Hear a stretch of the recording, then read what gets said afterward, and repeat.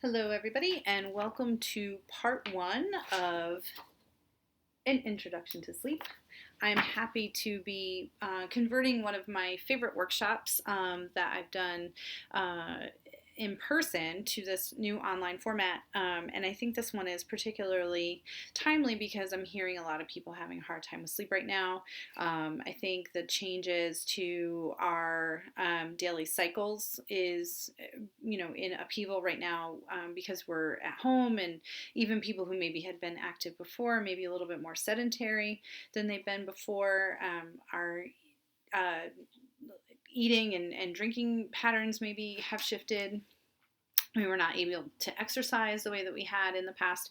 There's a lot of different factors that are influencing people's ability to sleep from a physical perspective, and then, of course, from an emotional and psychological perspective. People are experiencing high levels of stress, anxiety, depression, loneliness, grief, fear, confusion, anger, trauma, all of it. And so it's really, really difficult sometimes to wind down racing and intrusive thoughts, or just to bring the body to rest under those conditions. But the irony is that it's the most important thing that you can do for yourself in a time of crisis is to get good, effective, and adequate sleep. So this is going to be the first part of a three-part quick video series that just talks about some of the fundamentals of sleep. So today we're going to talk about why we sleep and how we're wired for sleep from an evolutionary and psychobio perspective. So first we have sleep cycles.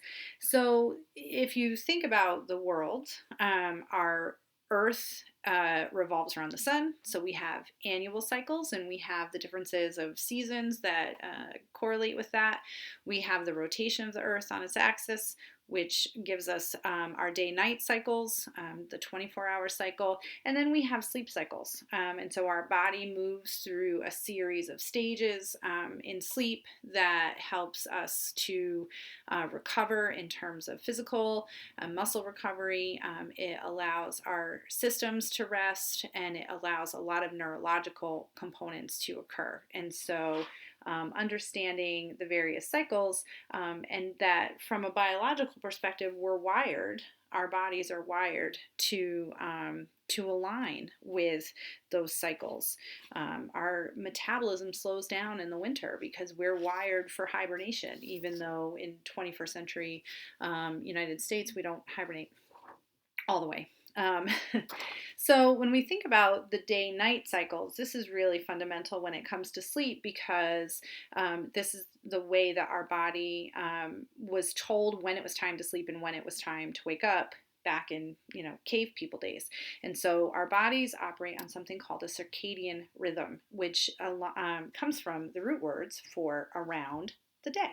And so circadian rhythms are the fluctuations between daylight and nighttime that tells our bodies when to go to sleep.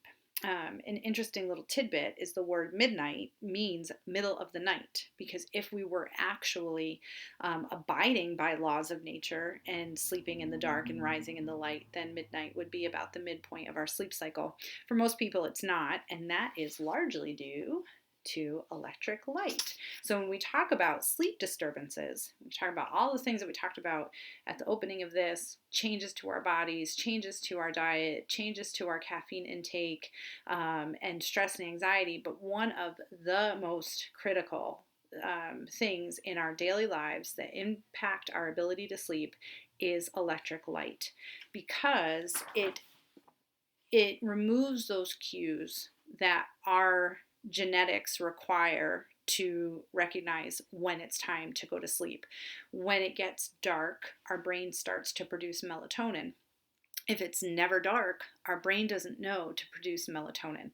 So we're going to talk about some tips in the next couple of videos about how much sleep you should be getting based on age, what functions are happening during sleep. But then we're also going to talk about with things that you can do to improve your own sleep hygiene, which is your ability to get good, effective sleep. But the number one thing, if you don't even make it to the other two videos, is turn off some lights in your house.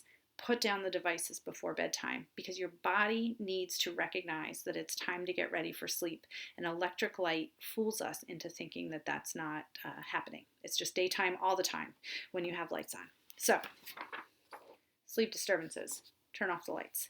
I hope that you will check out the next 2 videos. Like I said, we're going to talk about all cool things with sleep and what you can do to get better sleep. See you then.